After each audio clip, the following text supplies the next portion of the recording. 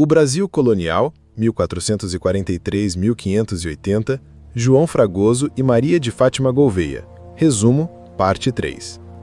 Corporativismo e Estado de Polícia. Modelos de governo nas sociedades euro-americanas do antigo regime. Imagine a sociedade dos séculos passados não como uma nação de indivíduos iguais governados por um Estado central forte, mas como um grande corpo. Um corpo composto de muitas partes diferentes, cada uma com sua própria vida, suas próprias regras e sua própria autonomia. Esta é a imagem central que os autores Espanha e Subtil nos apresentam para entendermos o mundo luso-brasileiro antes das revoluções modernas. Eles começam contestando uma ideia antiga, a de que o chamado Estado moderno surgiu de forma linear, com reis poderosos centralizando todo o poder em suas mãos, como previram teóricos como Maquiavel. Para os autores, essa narrativa não se aplica a Portugal, a Espanha ou a Itália. Lá, um modelo diferente, chamado de monarquia corporativa, predominou.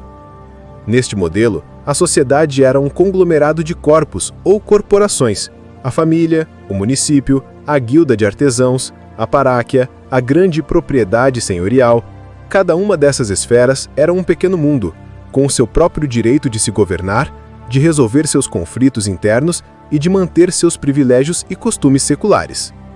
O papel do rei, nesse contexto, não era de um ditador onipotente, mas de um árbitro supremo, aquele que garantia a justiça e a harmonia entre todas essas partes. Seu lema era Justitiandare, fazer justiça. A própria lei era plural. A palavra do rei era importante, mas convivia com o direito canônico da igreja, com os costumes locais de cada vila e cidade e com as tradições herdadas do direito comum europeu. Os juízes não eram meros aplicadores mecânicos da lei. Eles podiam moderar suas decisões com base na equidade e na misericórdia. O poder real, portanto, estava longe de ser absoluto. Era limitado pela religião, pela moral, pelo direito e pelo controle de outras instituições, como os próprios tribunais, que podiam anular as decisões do monarca. Este sistema garantia uma estabilidade notável, mas ao custo de um profundo conservadorismo.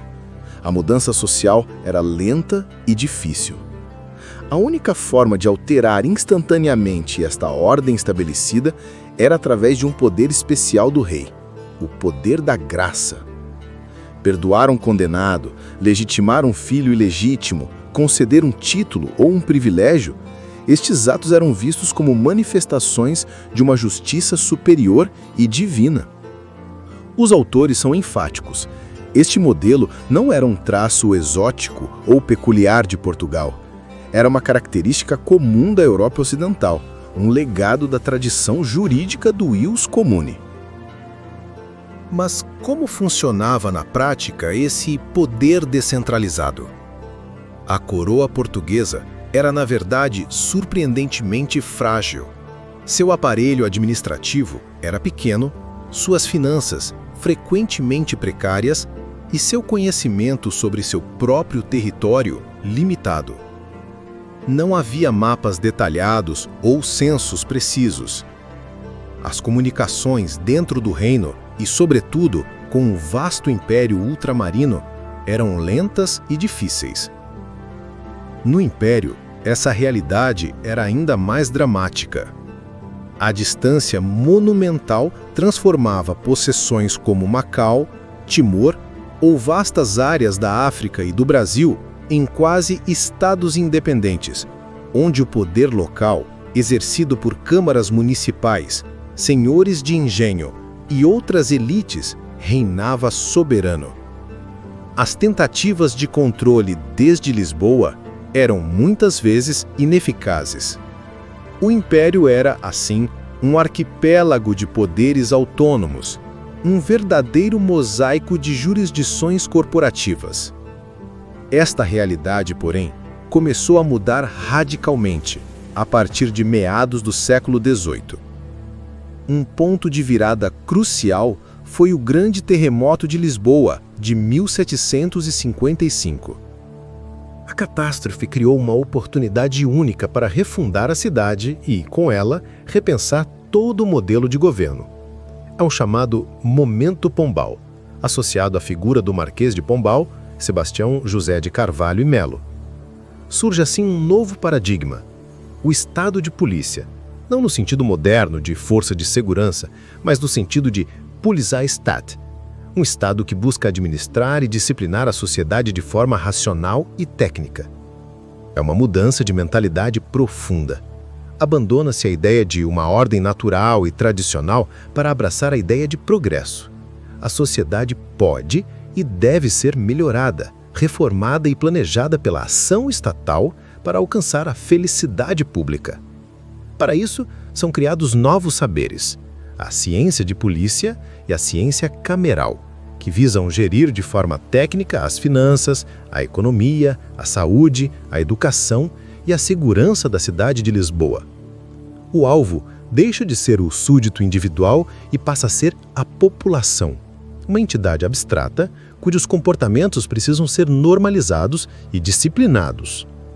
O poder centraliza-se. Criam-se novas instituições como o Erário Régio, para centralizar todas as finanças do reino, e a Intendência Geral da Polícia, para gerir a ordem e o bem-estar da cidade de Lisboa. As secretarias de Estado ganham um poder sem precedentes, monopolizando o acesso ao rei. Os antigos tribunais e conselhos são instrumentalizados e sua autonomia minada. Para sustentar este novo Estado, é necessário uma nova elite. A Universidade de Coimbra é reformada e é criado o Colégio dos Nobres para formar uma classe de funcionários meritórios, técnicos leais ao projeto reformista, em detrimento da velha aristocracia baseada apenas em privilégios de nascença. O ataque aos pilares do antigo regime é frontal. Expulsam-se os jesuítas, expropriam-se os bens da igreja e ataca-se a propriedade vinculada, como os morgadios. A Lei da Boa Razão de 1769 subordina toda a tradição jurídica pluralista à razão do Estado.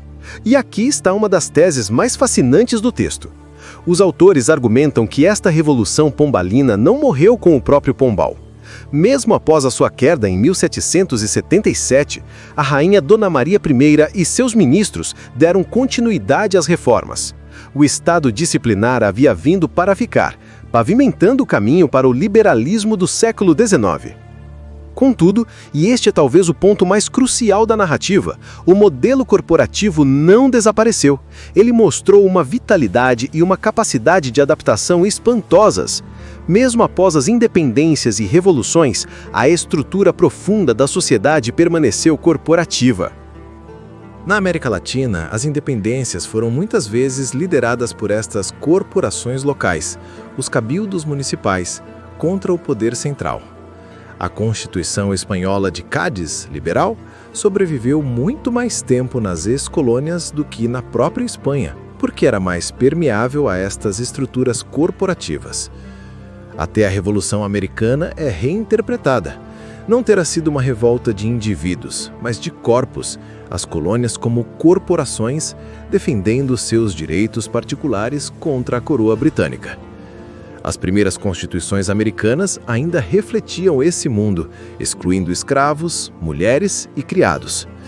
Por fim, os autores mostram que tanto em Portugal quanto no Brasil, o liberalismo do século XIX frequentemente serviu como uma fachada para práticas políticas profundamente corporativas, clientelistas e caciquistas. A velha estrutura do corpo social adaptou-se e sobreviveu sob novas roupagens. A história, portanto, não é uma linha reta em direção a um Estado centralizado e moderno. É uma teia complexa de tensão entre dois modelos: o antigo, do corpo composto e dos poderes pluralistas, e o novo, do Estado disciplinar e da razão de Estado. E é na compreensão desta tensão, desta herança duradoura do corporativismo, que podemos verdadeiramente compreender a formação política de Portugal e do Brasil.